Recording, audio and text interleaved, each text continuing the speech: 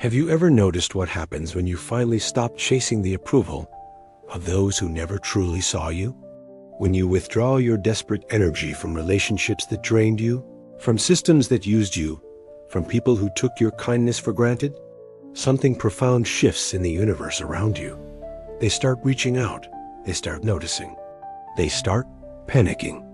If this resonates with something deep inside your soul, please like this video and subscribe to join our community of awakening minds. By the end of this journey together, you'll become a different person, one who understands the sacred power of emotional withdrawal and conscious unavailability. So stay with me till the very end. There's a wound most of us carry that society never taught us to name. It's the wound of the eternal giver, the perpetual pleaser, the soul who learned early that love must be earned through service, through sacrifice, through the slow erosion of the self. You know this wound intimately, don't you? It's the ache that comes from always being the one who texts first, who forgives first, who bends first. It's the hollow feeling after giving your energy freely, only to realize it was taken, never truly received. It's the exhaustion that seeps into your bones when you realize you've been performing your entire life performing kindness, performing availability, performing a version of yourself that others find palatable. Carl Jung understood this deeply when he spoke of the persona, the mask we wear to navigate the world's expectations. But what happens when the mask becomes so heavy that we forget the face beneath it? What happens when our persona becomes a prison and our authentic self withers in the shadows? Machiavelli, often misunderstood as merely calculating, recognized a profound truth about human nature. People value most what they cannot easily possess. Yet somewhere along the way, you learned the opposite. You learned that your worth was measured by your availability, your goodness by your willingness to be consumed. This is the paradox of the wounded healer, the giving heart, the soul who believes that love means disappearing into others' needs. You've been taught that caring means caring more than they do, that love means loving more than you're loved in return. But what if this very equation, this mathematics of emotional inequality, is what keeps you trapped in cycles of disappointment and exhaustion? The pain runs deeper than conscious thought. It lives in your nervous system, in the way your body tenses when you see their name on your phone, in the way your heart races when you consider saying no, in the way you feel guilty for having boundaries. This pain has been your constant companion, so familiar that you mistake it for love itself. But today, we begin the journey of understanding that your pain is not a flaw to fix. It's a compass pointing toward your liberation. Every ache, every disappointment, every moment you felt unseen while giving your all, these are not signs of your inadequacy. They are invitations to remember who you were before you learned to disappear. The first step toward freedom is acknowledging this sacred wound, honoring the part of you that gave so freely it forgot to save anything for itself. This acknowledgement is not self-pity, it's self-compassion. It's the beginning of coming home to yourself. Now we must venture into the deeper psychology of how you became this way. Jung called this process making the unconscious conscious, bringing into the light those patterns that have been running your life from the shadows. From the moment you drew your first breath, you were absorbing messages about what it means to be lovable, valuable, worthy of care. Perhaps you learned that good children don't make waves, that love is conditional upon your performance, that your needs matter less than keeping peace. Maybe you discovered that the adults around you only noticed you when you were useful, only praised you when you were convenient. These early imprints become what Jung termed complexes autonomous, psychological patterns that operate like programs running in the background of your psyche. The pleasing complex whispers that your worth depends on external validation. The rescuer complex convinces you that others' problems are your responsibility. The self-sacrifice complex teaches you that your own needs are selfish. Society reinforces these patterns with ruthless efficiency. We're told that selflessness is virtue, that setting boundaries is mean, that saying no makes us difficult. We're praised for being low maintenance and criticized for having standards. We're taught to call our self-neglect kindness and our boundary setting selfishness. Machiavelli observed that those who are too predictable in their goodness become targets for exploitation, not because they deserve it, but because predictability creates a power imbalance. When others know they can always count on your yes, they stop feeling the need to earn it. When your love comes without conditions, it loses its preciousness in their eyes, not because love should be conditional, but because humans, in their unconscious psychology, often take for granted what comes too easily. This is where Nietzsche's concept of slave morality becomes relevant. He identified how certain moral systems actually keep people in positions of powerlessness, teaching them to find virtue in their suffering, nobility in their self-denial. But what if the very virtues you've been praised for your endless availability, your selfless giving, your inability to say no have been keeping you imprisoned? The awareness that must dawn is this: the same society that praised you for being so giving and so understanding is the same society that will drain you dry if you let it. The people who benefited from your overfunctioning will rarely be the ones to tell you to stop. The systems that profited from your self-neglect will not suddenly develop concern for your well-being. This recognition can feel devastating at first. It's the realization that much of what you thought was love was actually transaction, that many relationships were built on your willingness to disappear rather than your authentic presence. But within this painful awareness lies your liberation. Jung spoke of individuation, the process of becoming who you truly are, rather than who others need you to be. This cannot happen while you're still performing for approval, still trying to earn love through self-erasure. The cocoon of people-pleasing must dissolve for the butterfly of authenticity to emerge. Now comes the most crucial teaching, the one that transforms victims into masters of their own destiny. The conscious withdrawal of your energy from those who have taken it for granted. This is not about becoming cold or cruel. This is about what Machiavelli understood as strategic retreat, the wisdom of knowing when to step back, when to become scarce, when to let others feel the weight of your absence rather than the burden of your constant presence. Jung wrote about the necessity of withdrawing projections, those unconscious assumptions we make about others and they make about us. When you've been the eternal giver, people project onto you the role of the inexhaustible source. They expect your availability, assume your forgiveness, take for granted your care. But what happens when you quietly, deliberately, begin to withdraw these projections? The panic begins. Suddenly, the person who never initiated contact starts reaching out. The friend who took your emotional labor for granted begins to notice your absence. The family member who expected your endless accommodation starts to feel the discomfort of not being able to predict your response. This is not manipulation. This is the natural consequence of energy balance being restored. Nietzsche spoke of the will to power, not power over others, but power over oneself.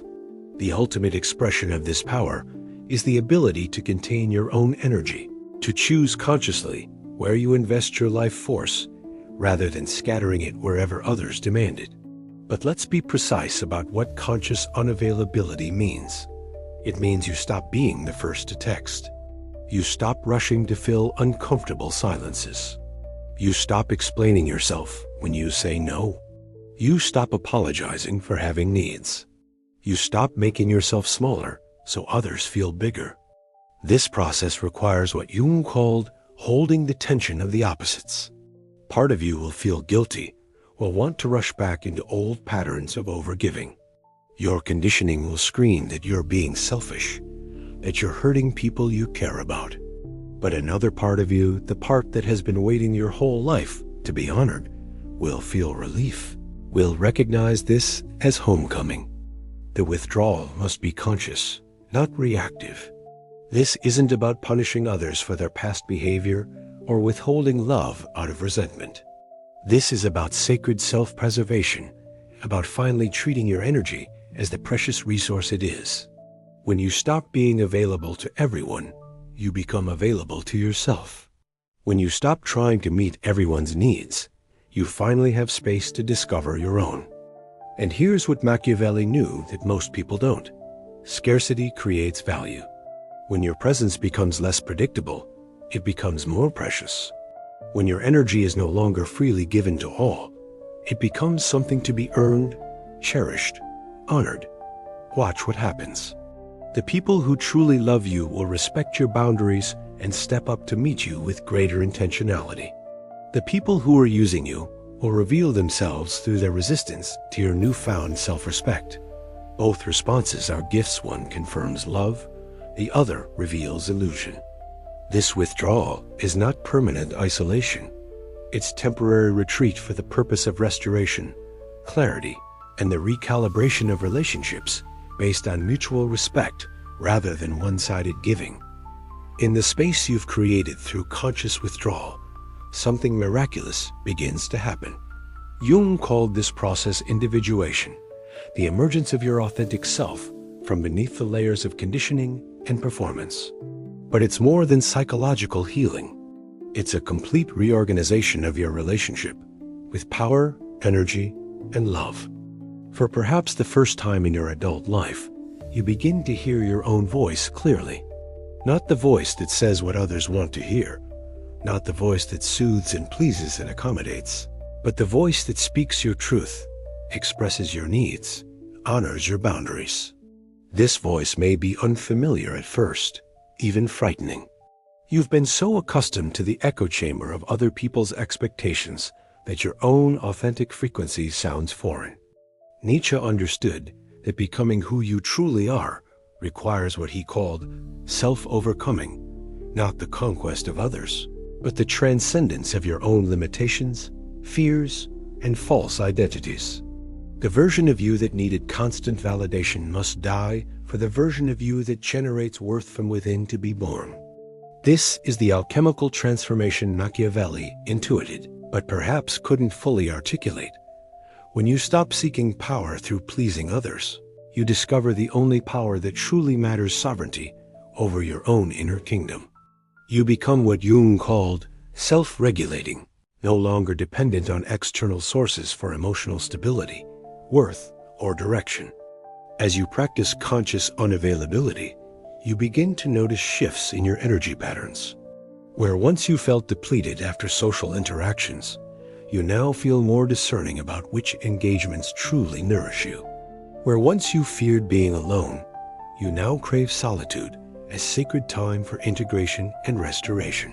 Where once you needed others to validate your experience, you now trust your own perceptions and feelings.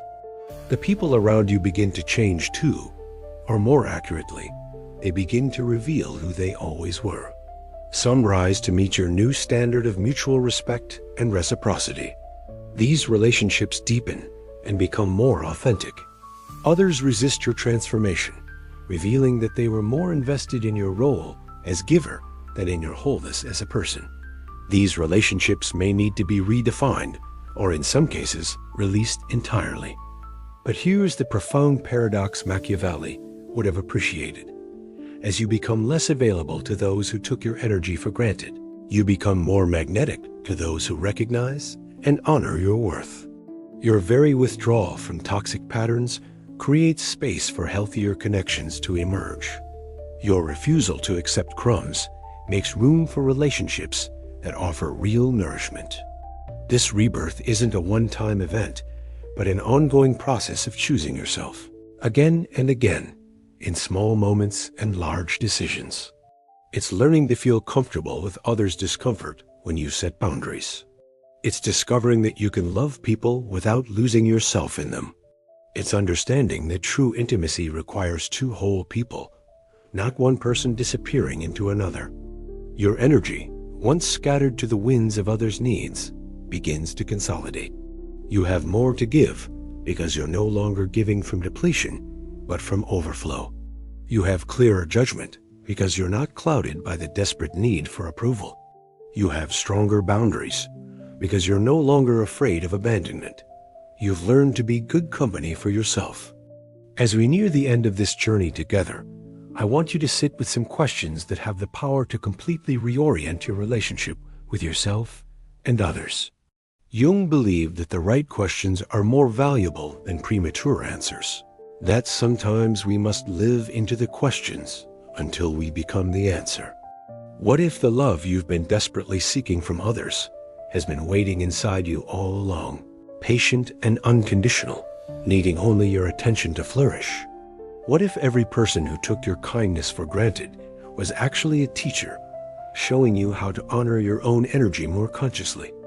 What if your sensitivity, that quality you've perhaps been told is too much, too intense, too inconvenient, is actually your greatest strength, your connection to the subtle energies that most people miss? What if your capacity to feel deeply is not a wound to heal, but a gift to treasure? Consider this. Every time you said yes when you meant no, you taught someone that your boundaries were negotiable. Every time you apologized for taking up space, you reinforced the belief that you were somehow too much. Every time you accepted less than you deserved, you trained the universe to offer you less. But what if you could reverse this training? What if every boundary you set with kindness taught others how to love you better? What if every time you honored your needs, you gave others permission to honor theirs? What if your journey towards self-respect became a beacon for others who are still lost in the maze of people-pleasing? Machiavelli wrote that it's better to be feared than loved, but I believe he meant something more nuanced than it appears on the surface. Perhaps what he really meant is that it's better to be respected than to be taken for granted, better to be valued than to be used, better to be seen for who you truly are than to be loved for who you pretend to be. When you stop caring about the approval of those who never truly saw you, you create space for the recognition of those who do. When you stop chasing love from sources that cannot give it, you become available for the love that's seeking you. When you stop trying to be everything to everyone, you can finally be something real to someone. The panic others feel when you withdraw your over-functioning energy is not your responsibility to soothe. It's information about which relationships were based on genuine care and which were based on convenience. Let them feel the discomfort of your absence. Let them experience what their life looks like without your constant accommodation. This is not cruelty. This is truth-telling through action rather than words. But perhaps the most important question is this: what would your life look like if you treated your own energy, time, and heart with the same reverence you've been giving to others? What would change if you approached yourself with the same kindness you've been showing to everyone else? The answer to this question is your path forward. It's the invitation to a life where you are the author rather than the character, the artist rather than the canvas, the gardener rather than the soil that everyone else plants their expectations in. You have spent enough time being who others needed you to be. The world is waiting for who you actually are.